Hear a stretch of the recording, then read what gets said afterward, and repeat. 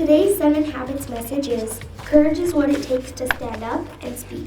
Courage is also what it takes to sit down and listen. Winston Churchill. Have a terrific Tuesday, everyone.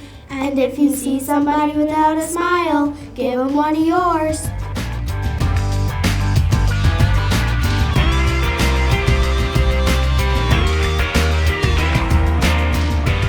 Our school has about 300 students.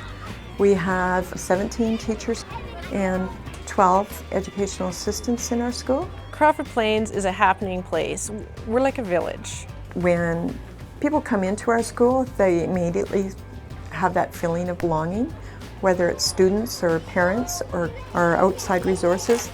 We have staff that work really hard for the best needs of the students, and you can tell that when you walk in the door. There's display boards everywhere, children's work up on the walls. There's students always helping each other here, which is really nice to see. No matter how hard a subject gets, the teacher is always there to help you. We have the interaction program and we have everyone involved in a job. It's a community where everyone belongs and everyone's skills are respected. It doesn't matter what color you are, it doesn't matter if you have any special needs, everybody's included. We have a wide range of children with special needs in our school. When you first come in, you wouldn't even notice that. Like, they're so well integrated that a lot of times you wouldn't even realize that we have so many children with special needs in our school. You look around the school and we have this amazing community and culture of acceptance. Crawford Plains is the best.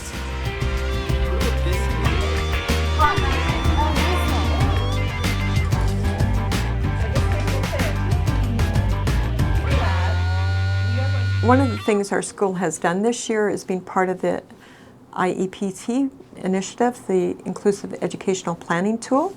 The biggest thing I think that it does is help our teachers to see that rather than planning their program around curriculum, we look at the students and the needs of those students, and we plan how we're going to implement curriculum given the learning styles and strategies we have within our classroom. The staff at TD Baker, what he is capable of doing. Through our inclusive project, we've learned a few things. I think that we've learned that what we're doing for some of the students that have been coded and have been placed in our school, those are things that we do for all students. A lot of the work that I've been doing with individual students this year has involved emotional instruction, so teaching kids how to deal with their anger, focus with listening, but also working on developing their vocabulary, working on reading skills. I've also worked with students on mathematics, so there's been just a wide variety of opportunities for me to work with students in many different classrooms and really get to know all of the kids around the school. So for me, what's really important is the assessment of and for and as. In my classroom, as you can see right now, going on is the kids are doing the assessment for learning. I think kids need to talk about their learning. They need to know what the goals is, so we set criteria, they set it with me, expectations, always follow curriculum, the objectives. Then we get into the work and they use one another. So we've really created a climate here of win-win in our assessment, simply because kids are looking at it and going, I can help you get better, you can help me get better, and in the end, we're both succeeding. So it's reciprocal. Just like the bits and pieces within your story can also be edited and revised. Make sense? Okay, so what we have here is our skeleton, right? This will be your... Today we did a collaborative writing lesson where we had both three classes in the room. We had a writing prompt that we both use in our classrooms. And we had also used an organizer that the kids are familiar with. We picked students that sometimes are maybe not very vocal. We put those with students who are good at encouraging others to work together and kind of synergize. So it's really nice to have people that can come in and give you feedback and give you new ideas that you may not have thought of because you're so immersed with those kids and you're so connected to them that you just want to help them. And so sometimes you're a little bit blinded to the fact that there are other ways that you can go about teaching these kids. In my role as a lead teacher for the Action on Inclusion project, I've had the opportunity to work with all of our staff, our teaching staff and our educational assistant staff.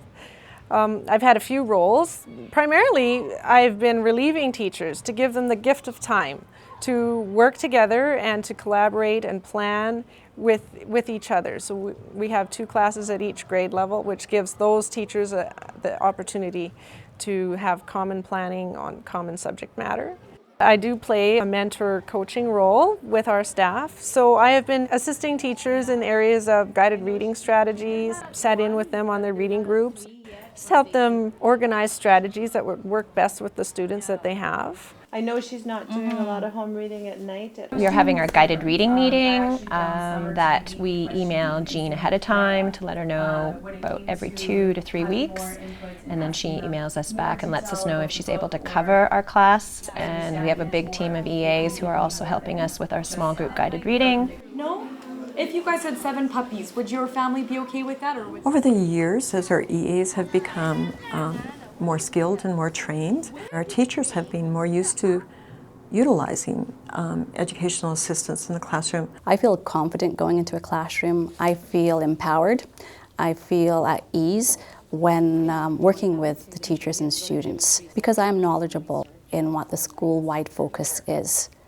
So first up, let's talk about LA. Our EAs have also grown to become part of a cohort, and they will work very much together to collaborate on meeting the needs of the students in the classrooms. I had people emailing me wanting to come to our cohorts and wanting to join. And I think at the first cohort we had like 50 EAs turn up, and we weren't expecting that. We share strategies and ideas, and we talk about, bumps in the road, and feedback has always been, we want more, we need to share, we want to learn from each other. We are not just working with one student at a time, but we are helping in a full classroom. It's a total culture in there where everybody is comfortable with the EA coming in, and we're there to help all the students. We do have a focus on certain students, but we are able to help all of them. We all have a workspace where we can take our groups. Some groups are bigger than others, depending on the levels that the students are in.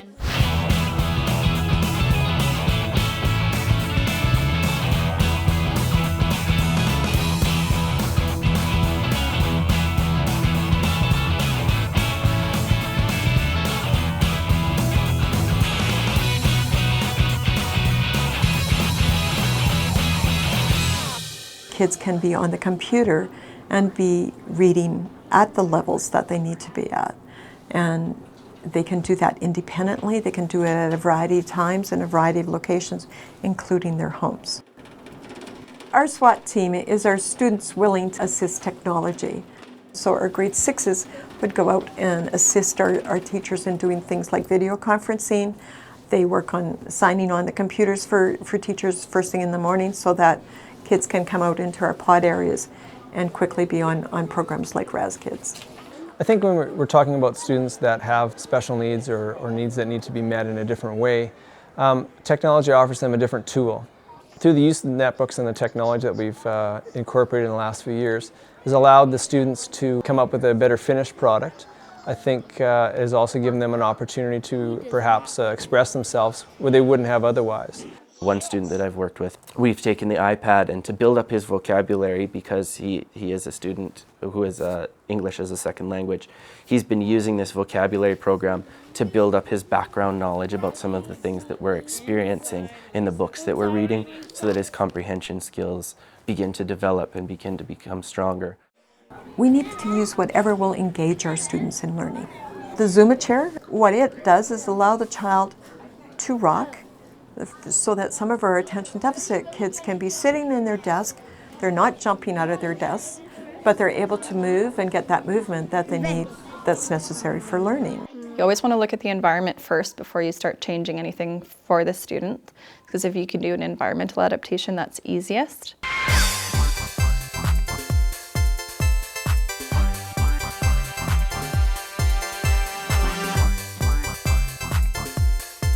One of the great successes of the inclusion is the students themselves. Everybody has something to offer.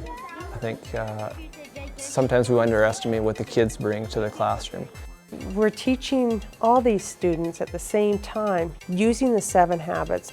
To be successful, you're responsible for your learning. We all learn differently, and we all have different things that help us learn. We've been having monthly assemblies to recognize the habits, and I think that's been really a celebratory factor for the students, and it gives them the confidence to keep pushing ahead. They want to be on that list of students who are being recognized. I got an award today too, and it felt really great. I got it for the sixth habit. They've all taken on jobs around the school, so in that respect, we're sharing the leadership in the school, we're sharing the responsibility, and it's not just the big kids having to be role models anymore. Everybody's in factor. Leadership teaches you a lot about how to be responsible and show up on time when you do get a job. Moo Club would teach younger kids how to deal with money and everything. And then office helpers might teach people how to work in an office. I think all children can benefit from what they learn from each other. They learn tolerance, they learn that they need to get along, they need to compromise to achieve the same goal, which is to learn. We have grade 6 buddies. Social skills is such an important thing for students with autism. We try to find opportunities for other students to model social skills for them and to help us in the classroom.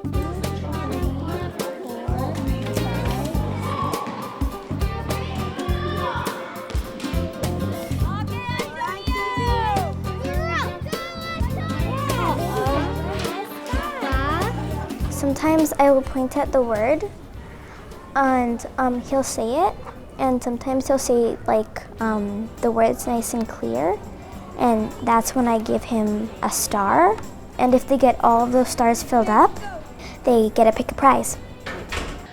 They're really nice models for the children in our classroom, and some of the kids in our classroom have become really good friends with some of the grade 6 buddies. Every time like I leave or he sees me, he says hi to me, and he's just so sweet. It gives them a sense of compassion, and then being able to just recognize the diversity in the room and celebrate it, actually. John is a student in my class. He's 12 years old, and he comes with a diagnosis of Down syndrome and oppositional defiance. He was one of the students that we first began working with more than one educational assistant, starting to get to know John. John has come up through all of the grades here in our school, and he's a valued member of our school. He's proud of being a contributing member of the school. I think one of the great successes he's had is having had help to become a contributing member. Every morning, John has a pull-out time with one of our EAs where he gets instruction just for him. Okay. Just what?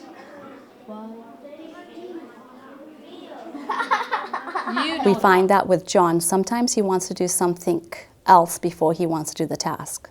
So for example, play a game on the iPad. That's an incentive for him. So John, you did math. You did a good job with math. You get 5 minutes of games, and then you need to move on to the next thing, okay? Okay. Thank you. Give me a high five. When John is making a choice that impacts the classroom and others in a negative way, we just indicate to him that he's making a red choice. Green choice or red choice? Green. Make a green choice, okay? We are really working on the independence with John, because having Down syndrome, it's not going to be an easy transition into the junior high. I went on tour with his mom, and we went and visited a number of sites to find what we felt would be best matched to John's needs and how Mom felt comfortable. And we were able to meet the teachers and the staff at the new school and come upon a decision that way.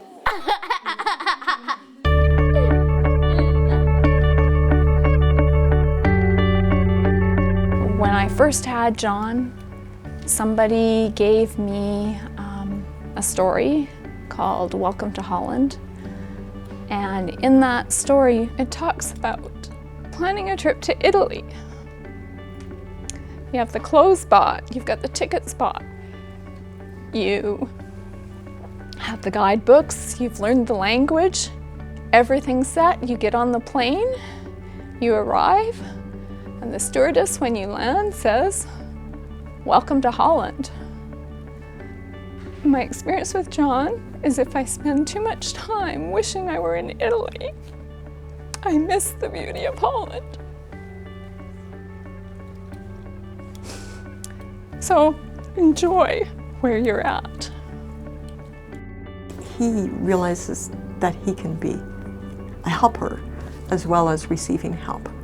And that's, I think, a critical thing for any child to know, is that I'm not just a receiver of help, I can give too. Inclusion is not just breathing the same air as another student. You have to have the supports in place. If they're being successful in an inclusive setting, then it's the right place for them to be. There's diverse needs, there's diverse learners. I meet it with diverse teaching, and we have learning that looks like all sorts of things in all different ways in all different places. The beauty of the educational profession is that we can never be perfect. We can always continue to improve ourselves. We can always drive forward to become better educators. Having everybody understand that we're all different and being able to do your best to your ability, given the tools to succeed. And that community is here at Crawford Plains. And I think a lot of people think, you know what, this is just one more thing we have to do, one more thing on my plate. But it really isn't. It's just doing what we already do and making it better.